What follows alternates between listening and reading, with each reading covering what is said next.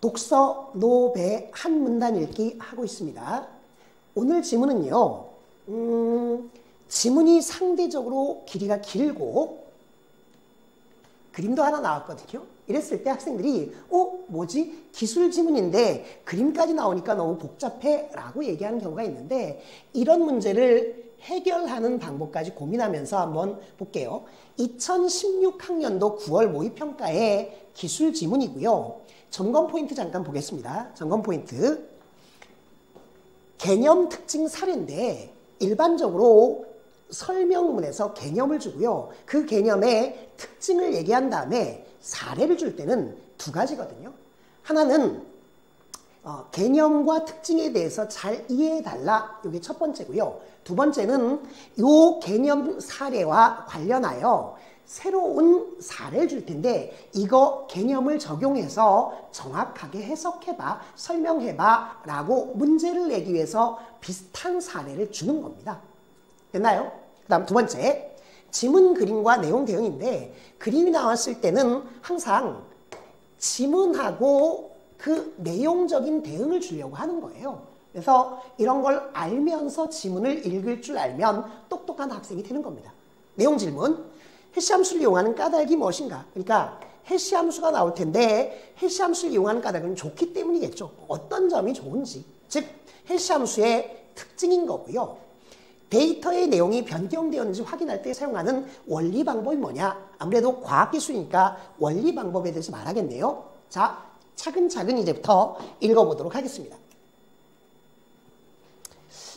지문 길이가 좀 길 때 짜증내지 말고 차분하게 읽어주면 좋겠네요. 읽겠습니다.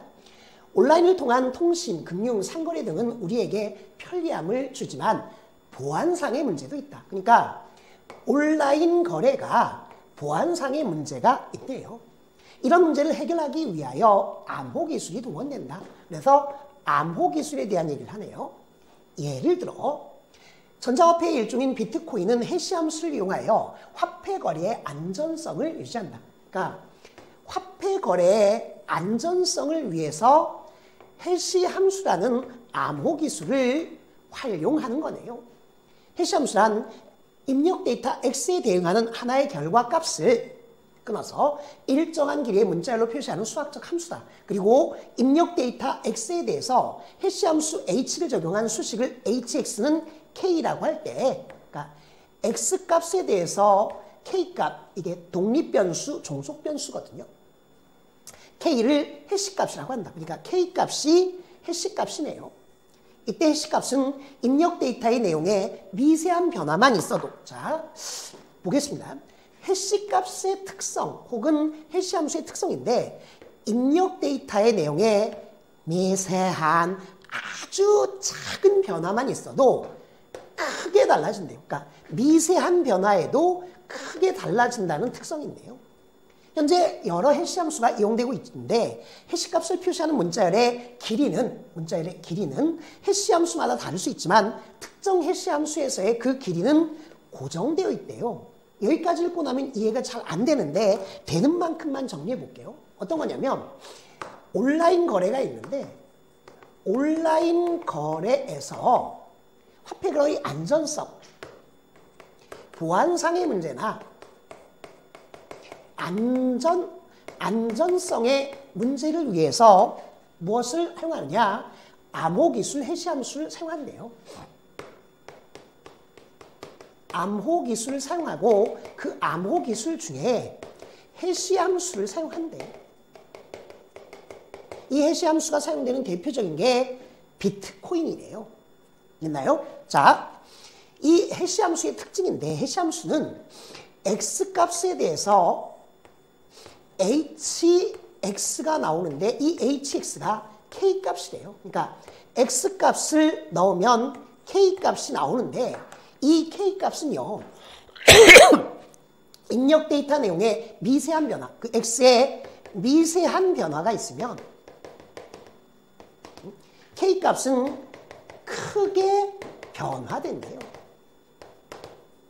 그리고 또 하나, 해시함수에서의 그 길이는 요 K값의 길이입니다.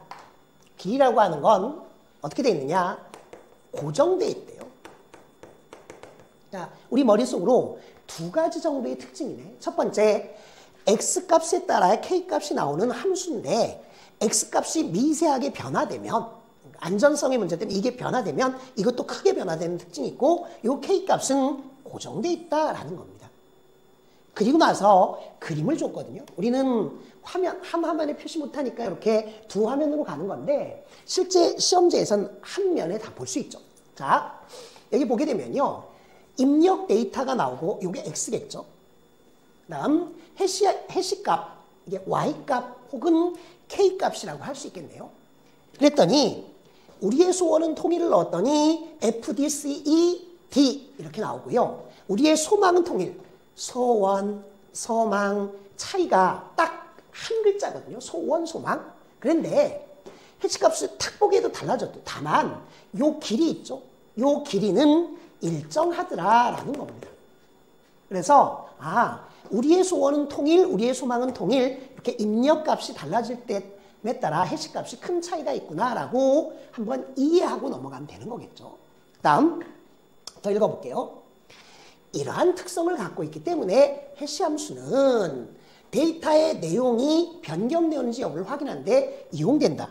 어디에 쓸모가 있냐면 데이터 내용에 변경되는지 여부를 확인하는 데 이용된대요. 가령 또 사례가 나왔네요. 상호 간에 동일한 해시함수를 사용한다고 할 때 전자문서와 그 문서의 해시값을 함께 전송해야 됩니다.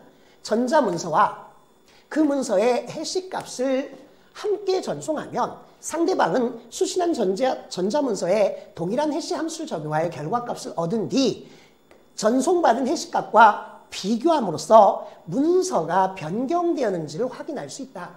즉 암호, 보안이나 안전성을 위해서 사용되는데 거래에 일방이 있고요.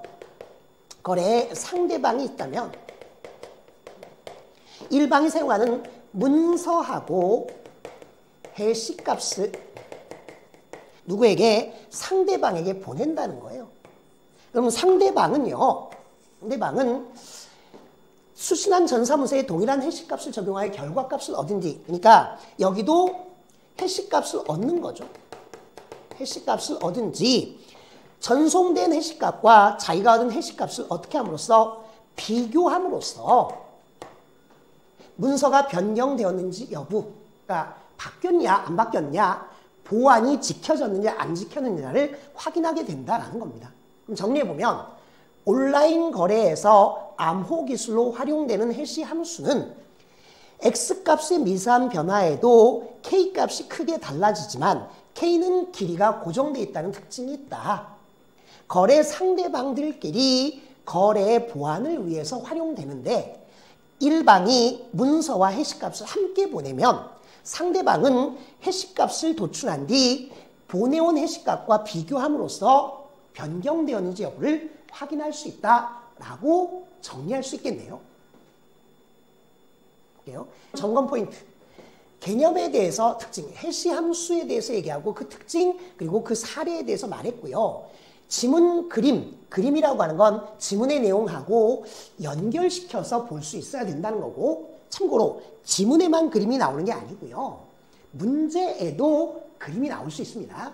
그래서 항상 그림이 나오면 중요한 핵심을 나에게 잘 알려주려고 하는구나 라고 하면서 그림을 활용할 줄 알아야 돼요. 내용 질문. 해시 함수를 이용하는 까닭이 뭐냐?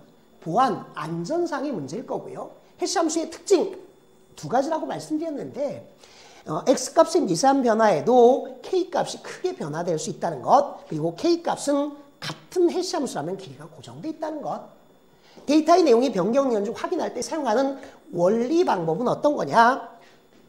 보내온 해시값과 내가 도출한 해시값을 비교함으로써 문서의 변경 내용 여부를 확인할 수 있겠네요. 자, 본다면 해시함수를 이용한 까닭, 전송받은 데이터의 변경 여부를 확인하기 위해 활용하고요. 미세한 내용 변화에도 결과값이 크게 변하지만 문자열 길이는 고정되어 있다. 이 특징을 이해시키려 그림 사례를 줬고요. 3번, 데이터 내용이 변경된지 확인할 때 사용하는 원리 방법, 상대방이 얻는 결과값과 전송된 해시값을 비교해서 일치하는지 안 하는지, 우리의 소원은 통일, 우리의 소망은 통일일 때마다 해시값이 엄청나게 달라졌잖아요. 이런 원리를 활용하는 거다라고 정리할 수 있습니다.